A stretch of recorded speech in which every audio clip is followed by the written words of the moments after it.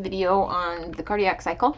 One important thing to remember are these two terms. Systole means contraction, diastole means relaxation.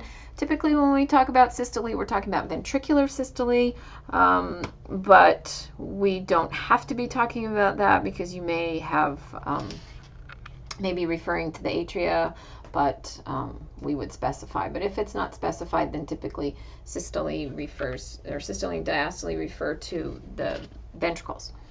All right, here is a very good diagram of what is going on in the cardiac cycle.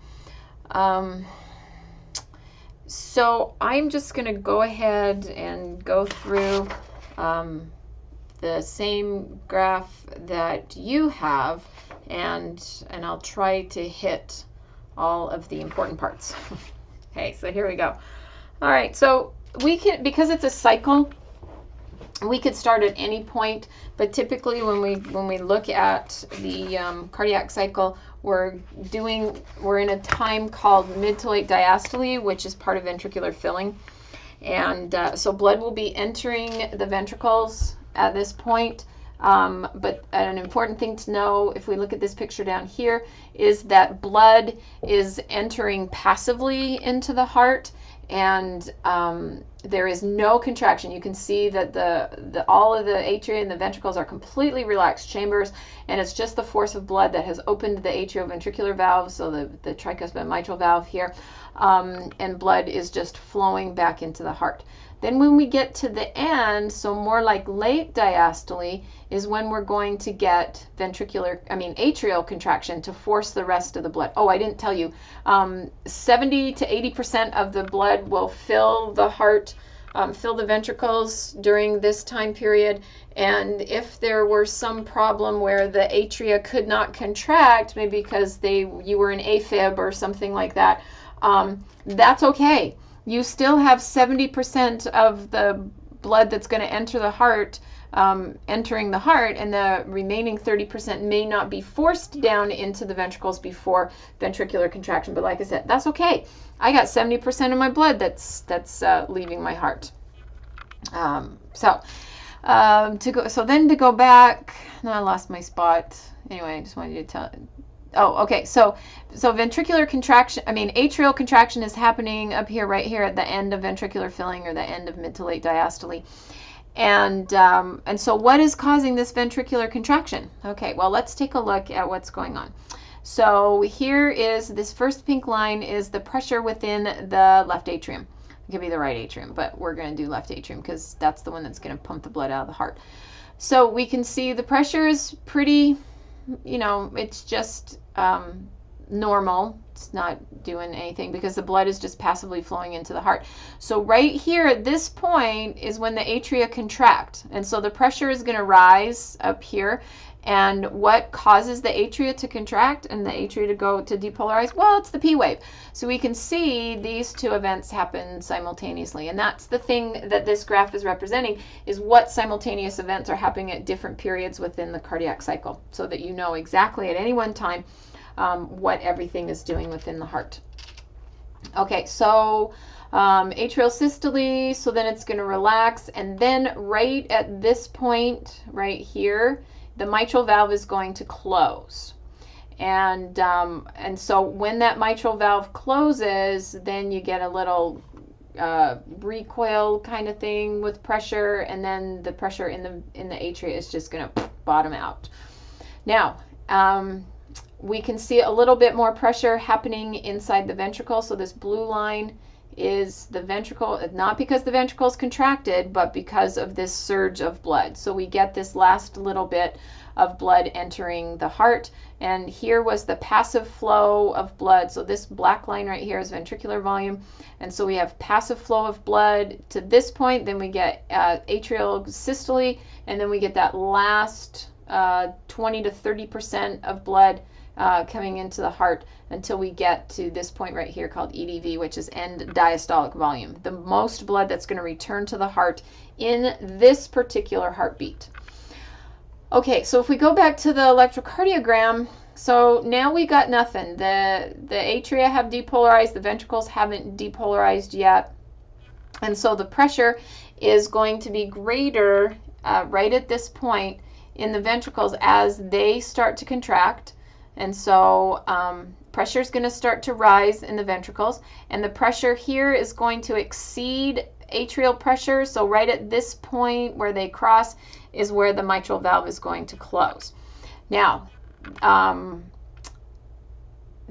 if we look down here at this picture, okay, so here's this picture, here's the mitral valve that's closed, but notice that we also have the semilunar valve. So the aortic and pulmonary valves are also closed. So if we follow this pressure is building because the ventricles have depolarized and they are contracting. But there's this darker tan region in right here that we call isovolumetric phase. It's just this little narrow darker brown area. And what's happening here is that the ventricles have started to contract, so the pressure inside the ventricles is rising, but it has to get up here to exceed the pressure that is in the aorta.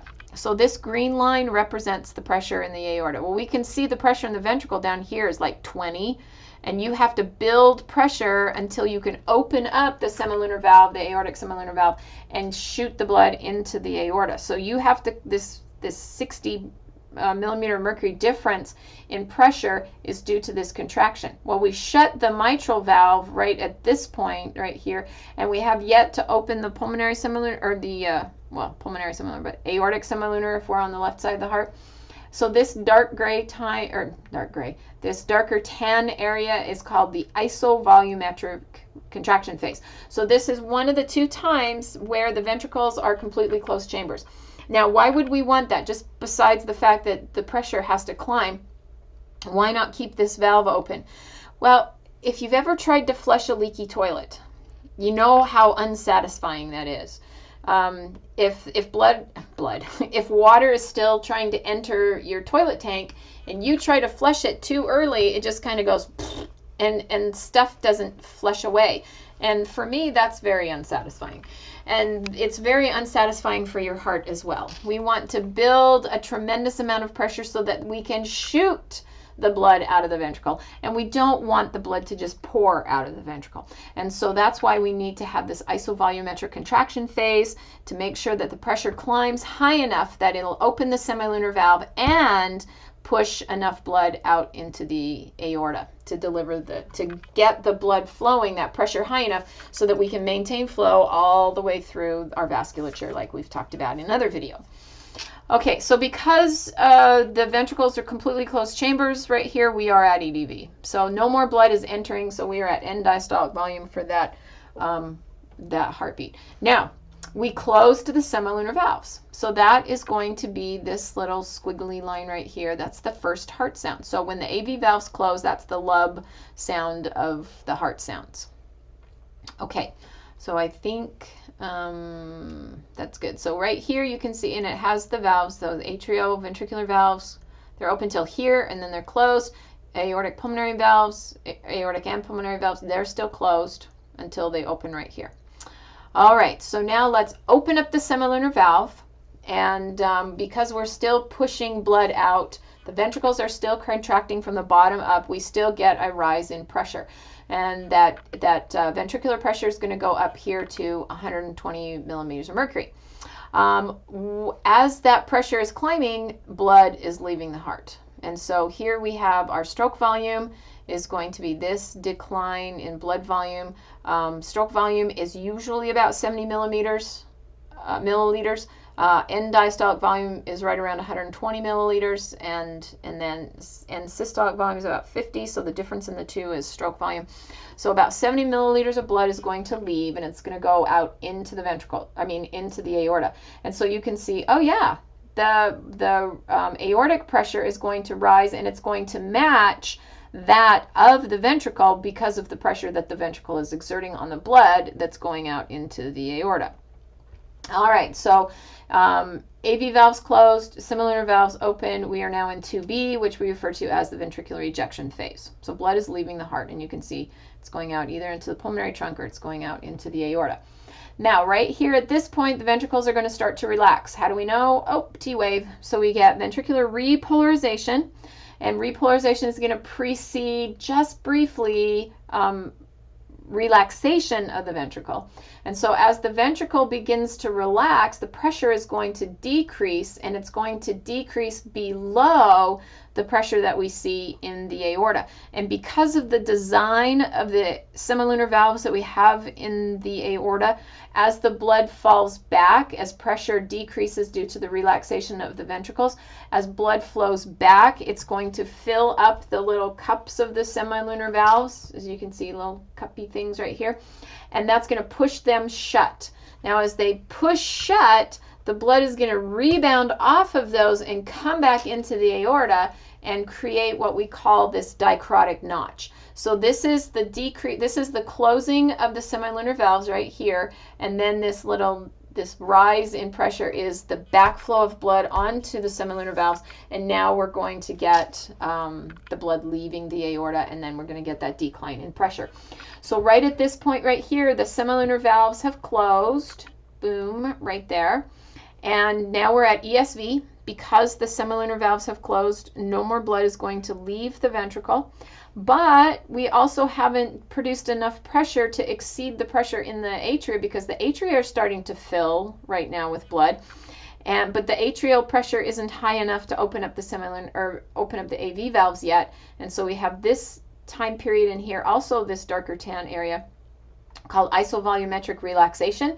So you can see the AV valves are closed, the semilunar valves are closed, the blood's in the atria, and this ESV is down here in the ventricles, but no blood is coming into the ventricles, and so that's why we call it isovolumetric again. And then it's relaxation because the ventricles have relaxed. This is going to be early diastole because everybody has started to relax now, and then we're going to start ventricular filling all over again.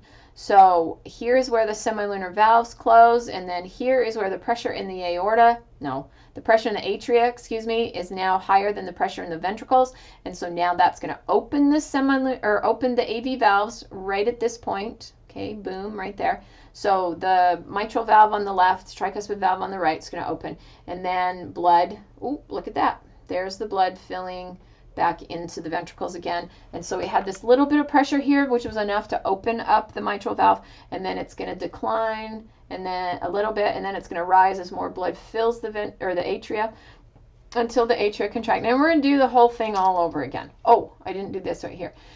So here is the second heart sound. This is the closing of the semilunar valve. So first heart sound, closing of the AV valve. Second heart sound, closing of the semilunar valve. Okay. That's a cardiac cycle. I love the cardiac cycle, you guys. Okay, so there's that. And, okay, so let's just quickly go over cardiac measurements. No, I have that somewhere else. So that, I'm going to end this video, and then we'll do regulation of cardiac output. No, I'm not going to end it yet. Sorry. Here you can read. Whoops. I went too far. No, I didn't. This was ventricular filling. Okay, so here are all the events that happen in ventricular filling. And then here is everything happening during ventricular systole. And then isovolumetric relaxation. And then we would start it all over again. How long does it last? About 0.8 of a second. The atria contract for about 1/10 of a second. That's why the AV valve holds on to the signal from the SA node for 1/10 of a second. Ventricular systole, it is about 0.3 of a second. So half of the time of a cardiac cycle, from one heartbeat to another, your heart is relaxed, which is really kind of nice when you think about your heart never stops in your lifetime. So you think, oh, that poor muscle. No, half of the time your muscle is relaxed. Okay, it only, out of an entire second, it's only contracted 0.4 of a second. So it's kind of a nice thing to realize that your heart's okay, and under most conditions it shouldn't poop out on you. Okay, so now I'm going to get into cardiac output in the next video.